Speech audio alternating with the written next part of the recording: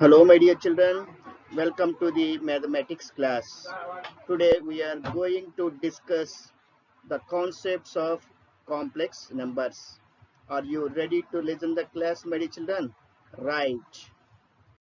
Now let us discuss about the imaginary unit. What is meant by imaginary unit? See here, you can't take the square root of a negative number. Can you find the square root of a negative real number? Not at all. You can't find the square root of a negative real number. If you use imaginary units, you can. Okay, my children? Yes. The imaginary unit is I. This small letter I denotes square root of minus 1. Okay, my children? I is equal to square root of minus 1. Throughout this chapter, remember this point. I is equal to square root of minus 1. Okay, my children? This is called imaginary unit. It is used to write the square root of a negative number.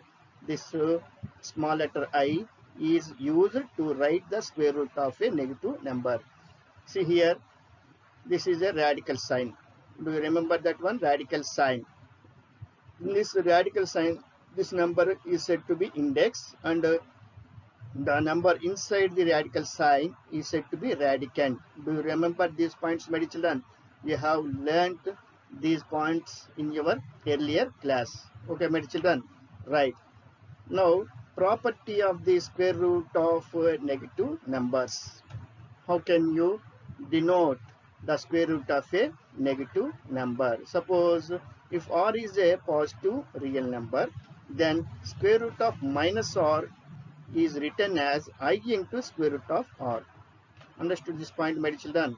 If r is a positive real number, then square root of minus r is written as I into square root of r. For example, to understand this point, let us take some examples. Square root of minus 3. Here 3 is a positive real number. Then square root of minus 3 is written as I into square root 3. Understood, my children?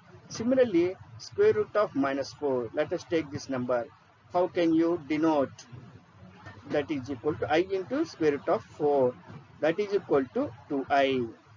Understood these two examples, my children? Right.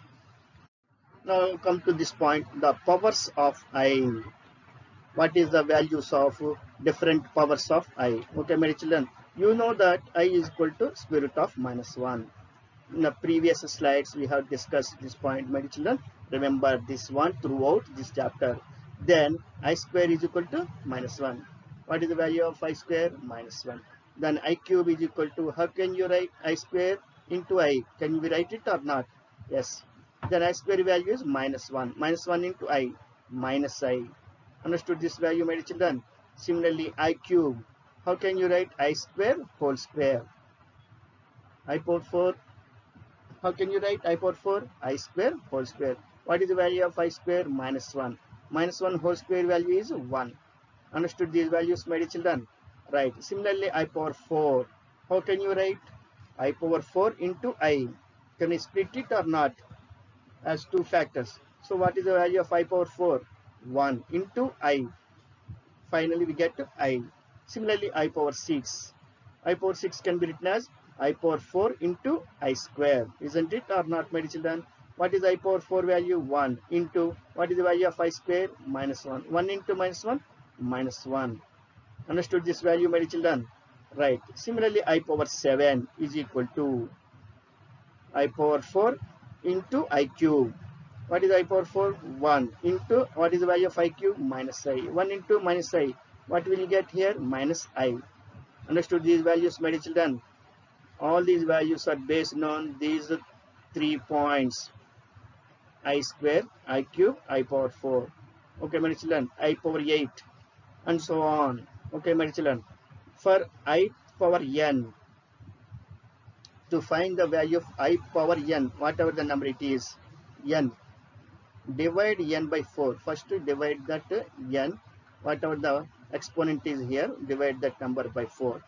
Now use these results. If n is evenly divisible by 4, then I power n is equal to 1.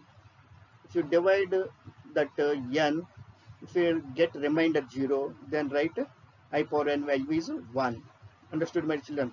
If the remainder is 1, by dividing this number n by 4, if you get remainder 1, then I power n value is I. Okay, my children? Like this, you understand these values.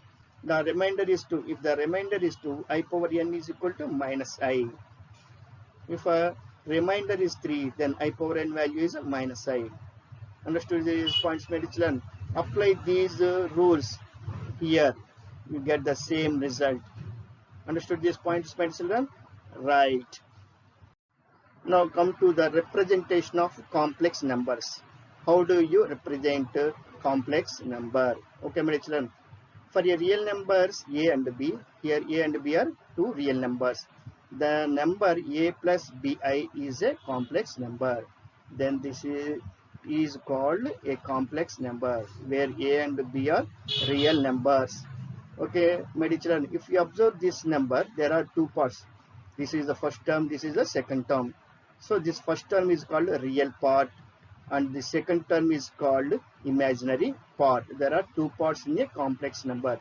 Namely, first part is called real number, real part, and the second part is called imaginary part. Remember these points, my children. Okay, my children? Right. If b is equal to 0, b is equal to 0, then what will you get here? The second term 0. The complex number reduces to a. Isn't it or not, my children? This number reduces to a, which is a pure real number. Then the complex number is a pure real number. Understood this point, my children? Right. Similarly, if a is equal to 0, if a is equal to 0, if real part is 0, then the complex number reduces to bi. Isn't it or not, my children? 0 plus bi. What will you get to bi only? So bi, which is called a pure imaginary number. Then the complex number is said to be pure imaginary number. Understood these points, my children? Right. In other words, all numbers, real and imaginary, are in the set of complex numbers. Understood, my children? Every number is included in the complex numbers, real and imaginary. A complex number is represented by like this form a plus ib. Okay, my children? The combination of real and imaginary numbers make up the complex number system. So here, see here, this is called a real part, the first term, and the second term is called imaginary part. The second term which contains I, this is called imaginary part. Understood this representation of complex numbers, my children? Right. Now come to these points. All numbers can be expressed as complex numbers. Every number can be expressed in the form of a complex number. Okay, my dear children, what is the form of a complex number? Yes, a plus ib, where a is said to be real part and bi, the second term, is called imaginary part. Suppose a number 3 is given. How can you represent as complex number 3 plus 0i? Isn't it or not, my children? Right. It has two parts, real part and imaginary part. But here imaginary part is 0. Understood this point, my children? Right. Now come to minus 6i. This is a purely imaginary number. This also can be represented as a complex number. 0 minus 6i. Here also we represented this pure imaginary number as a complex number. Complex number means there should be two parts, real part and imaginary part. Where here real part is 0 and imaginary part is minus 6i. Understood these points, my children? Right. Now come to the conjugate complex number. What is the conjugate of a complex number? The complex conjugate of a complex number, z is equal to xi. Suppose z is equal to xi is a complex number. Then its complex conjugate, the conjugate of this complex number z is denoted by z star or sometimes z bar. Okay, my children, remember these notations of conjugate of a complex number is given by z bar is equal to x minus iy. Understood this difference, my children? This is a given complex number and its conjugate is denoted by z star or z bar is equal to x minus iy. So we write the real part as it is, just we change the sign of the imaginary part. Then we get the conjugate of the given complex number. Understood this point, my children? Right. Next, two complex numbers. Suppose two complex numbers a plus ib and c plus di. If two complex numbers are given such that they are equal. If two complex numbers are equal, then automatically their real parts are equal. Similarly, imaginary parts also. What are the real parts here? Here real part is a. In this complex number, real part is c. So a is equal to c. We can write like this. Similarly, what are the imaginary parts? Here b and d. So b is equal to d. These are also equal. Understood this property, my children? This is one of the properties of complex numbers. Now come to the properties of complex numbers. The following properties of real numbers hold for the complex numbers also. Whatever the properties of real numbers are there, the same properties can be applied for complex numbers also. What are the properties? Associative properties of addition and multiplication, commutative properties of addition and multiplication, distributive property of multiplication over addition. All these properties we have studied in the case of set of real numbers. We can use the same properties for complex numbers also. Understood this point, my children? Right. Now come to the complex plane. You have already studied coordinate plane, xy plane, Cartesian plane. So for complex numbers also we use the plane, that is also just like coordinate plane, xy plane, Cartesian plane. So we modify the familiar coordinate system by calling the horizontal axis as the real axis and the vertical axis is the imaginary axis. Here also we use the x-axis and the y-axis, but we call the x-axis as the real axis in this complex numbers, and the vertical line y-axis is called imaginary axis. Okay, my children, just we rename this axis. Okay, my children, understood this point? So each complex number a plus ib determines a unique position vector with the initial point origin 0, 0 and the terminal point a, b. Just like coordinate system, x coordinate, y coordinate, we can represent a unique position in this complex plane. Okay, my children, understood this point? Just we connect the knowledge of coordinate system, coordinate plane with this complex plane. Okay, my children, right. See this one, graphing in the complex plane. If a complex number is given, how do you represent that complex number in the complex plane? Suppose minus 2 plus 5i. See here, here minus 2 here, minus 2 comma 5. Okay, my children, just like this is, assume that this is x coordinate and this number as a y coordinate, minus 2 comma 5. So we represent this complex number in this plane like this. Similarly, my 2 plus 2i means ordered pair 2 comma 2. Imagine it as a ordered pair 2 comma 2. It lies in the first quadrant 2 comma 2. Understood this point, my children? Right. Similarly, 4 comma minus 3. Imagine it. It is an ordered pair 4 comma minus 3. How do you represent? Here 4, here minus 3. This is the position of the complex number 4 minus 3i in this complex plane. Similarly, take this number minus 4 minus 3i means ordered pair minus 4 comma minus 3. Understood these points, my children? Just we use that Cartesian plane knowledge here. First number, real part is considered as x coordinate and imaginary part is considered as y coordinate. Just to remember that points. Okay, my children? Right.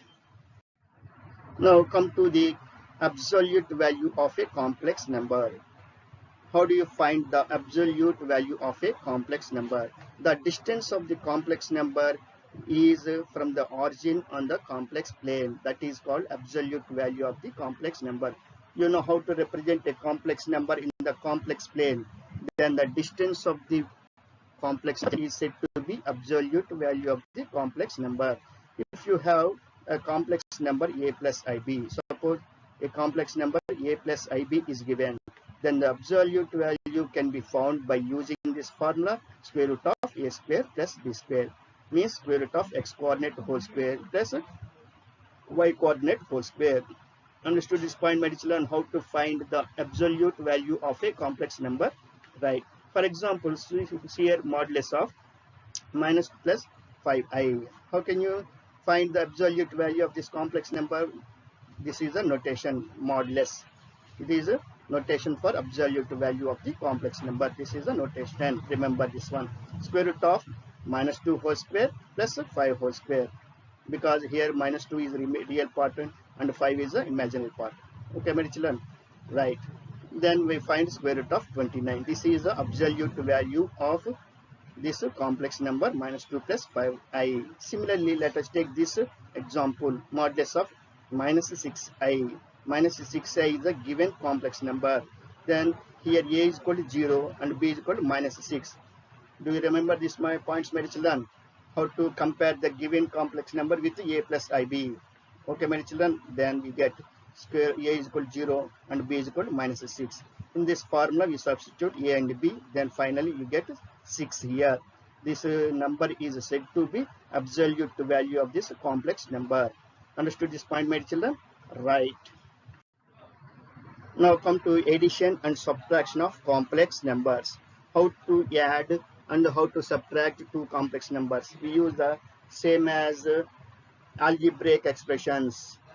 Okay, my children, add or subtract the real parts and then add or subtract the imaginary parts. This is the rule to addition or subtraction of complex number. Suppose, for example, a plus ib and c plus di are two complex number. Then a plus bi plus or minus c plus di is equal to a plus c. We have to add real part plus or minus b plus di. Understood this point, my children? Similarly, near subtraction also. For example, see 4 plus 6i plus 3 plus 7i. What are the real parts? 4 plus 3 plus what are the imaginary parts? 6 plus 7i. Finally, you get 7 plus 13i. Here, print mistake is here. 7 plus 13i. Understood this example, my children? Similarly, here, subtraction 10 minus 5. What do you get? 5 minus 4 minus 2. What will you get here? So minus of minus plus 2. 4 plus 2, 6i. Understood this addition and subtraction of complex numbers, my dear children? Right.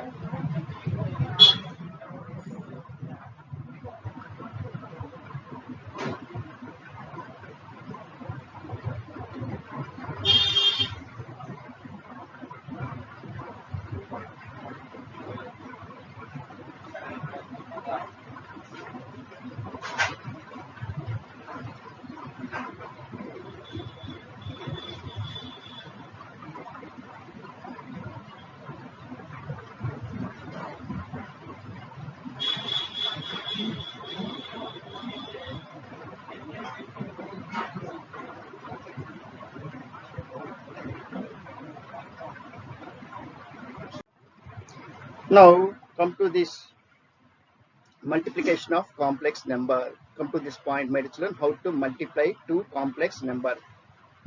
Treat the i's like variables, then change any that are not to be first power. Okay, my children, for example, see here a plus bi and c plus di are two complex numbers are given. How to multiply these two complex number a plus bi into c plus di? Okay, my children, just use the properties. How do you multiply the two algebraic expressions? We follow the same rule here also, my children. Remember these points. No need to think about other concepts. Okay, my children. Right. So the product of two complex numbers is found by multiplying as if the numbers were binomials and using the fact that I square is equal to minus 1. So assume that the given two complex numbers as binomials 2 plus 3i into minus 6 plus minus 2i. Just like how do you multiply two binomials? Use the same property here also. Understood this concept, my children? Right. Suppose if you want to divide a complex number by another complex number, 3 plus 11i by I minus 1 minus 2i, then we have to recall the previous knowledge of rationalizing the irrational numbers. So like here minus 2 minus 2i is there. Multiply the numerator and denominator by minus 2 plus 2i. Understood this concept, my children?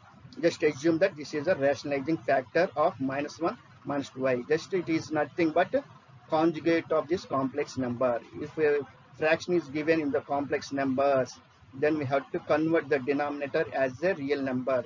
To make this denominator as a real number, we have to multiply the numerator and denominator by its conjugate complex number. Then we follow the as it is, as we are multiplying the binomials in numerator as well as in the denominator. Then automatically it converts like this, minus 5 minus I. You get two parts, real part and imaginary parts.